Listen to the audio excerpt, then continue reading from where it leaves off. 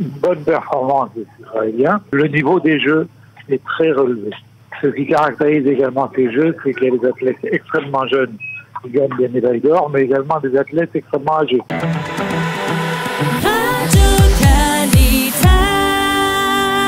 Et nous allons prendre direction Tokyo maintenant pour rejoindre Mark Eisenberg qui se trouve aux Jeux Olympiques.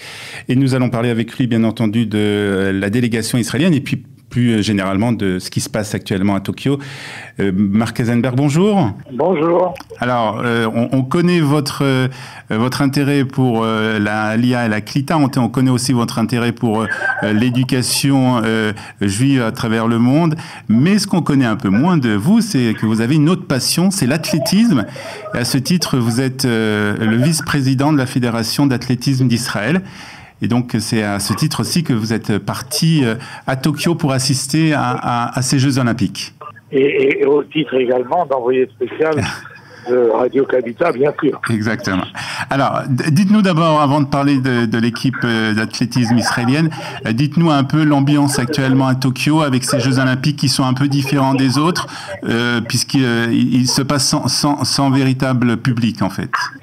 C'est une ambiance sur les stades évidemment un peu particulière, sans public, même si les performances sont excellentes. On peut penser que s'il y avait un public, elle serait encore meilleure et aiderait les athlètes à surpasser.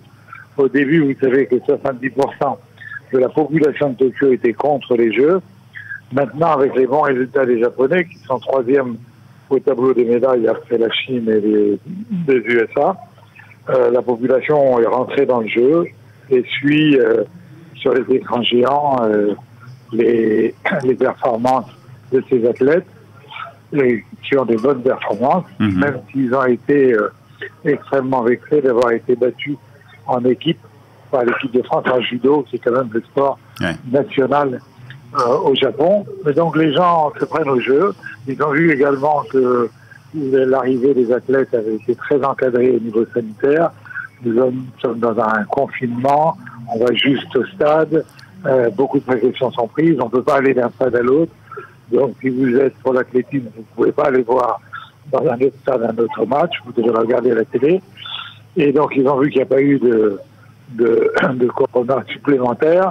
Et au contraire, d'ailleurs, la population ne respecte pas toujours les normes gouvernementales. Par exemple, les cafés devraient être fermés à 20h et en réalité, les jeunes sortent et les cafés servent de l'alcool et restent ouverts jusqu'à 21h, 22h pour faire la fête. Alors, on va parler un peu maintenant de la délégation israélienne on va parler d'une façon générale de la délégation israélienne avec ces bons résultats qu'on a vus, particulièrement en judo.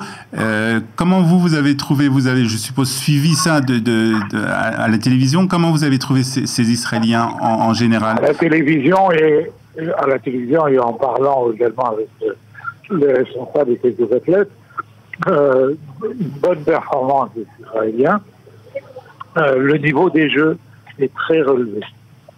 Ce qui caractérise également ces jeux, c'est qu'il y a des athlètes extrêmement jeunes qui gagnent des médailles d'or, mais également des athlètes extrêmement âgés. Ce soir, nous allons peut-être avoir Félix, l'américaine, qui va devenir l'athlète la plus titrée aux Jeux. Elle a eu un enfant, elle a 35 ans. Et des athlètes de 805 ans, des médailles, même des médailles d'or, il y en a eu beaucoup. Et également, ça se manifeste par beaucoup de pays qui ont des médailles. Les tout petits pays, par exemple le Burkina Faso a une médaille au triple saut. Donc, dans ce contexte très relevé, les Israéliens ont bien sorti leur épine du jeu. La médaille d'or que nous avons eu en gymnastique, c'est magnifique. On est 47e sur 78 pays. Pour un pays comme Israël qui n'a pas une culture de compétition sportive très ancienne, c'est un bon résultat. Évidemment, il y a quelques déceptions à droite à gauche, mais encore une fois, le niveau est très élevé et ça n'est pas encore tout à fait terminé.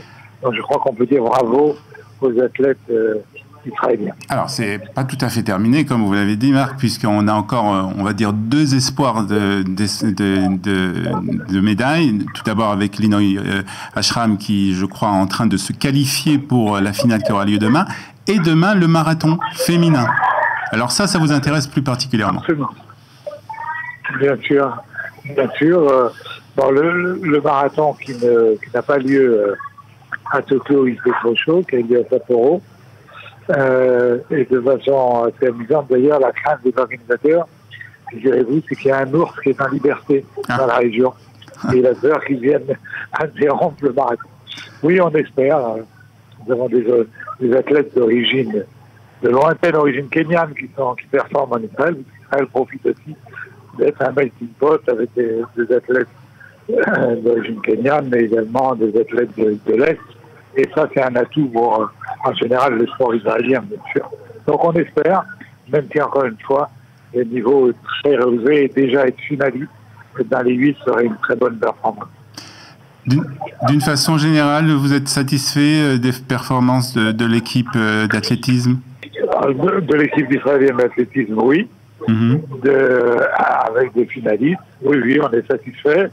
Je dirais presque plus satisfait que de l'équipe de France, qui n'a gagné qu'une médaille d'argent hier avec Kevin Meyer au décathlon, mais c'est la seule. C'est vraiment un résultat très moyen, même s'il y a eu un peu de malchance, notamment avec la blessure de Renaud Lavillenie à la perche. Je veux dire, de ce point de vue-là, les Israéliens n'ont vraiment pas à rougir de la comparaison avec leurs amis français.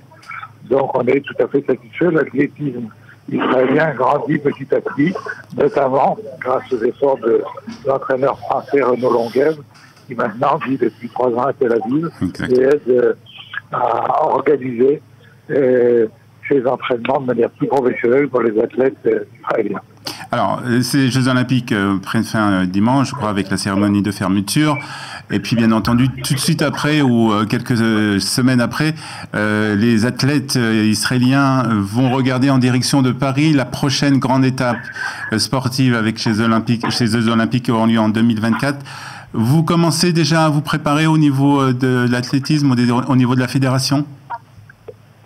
Absolument, surtout qu'en plus, il n'y a même pas une Olympiade d'écart, il n'y a que 3 ans. 3 ans, donc oui. Ça va passer extrêmement vite.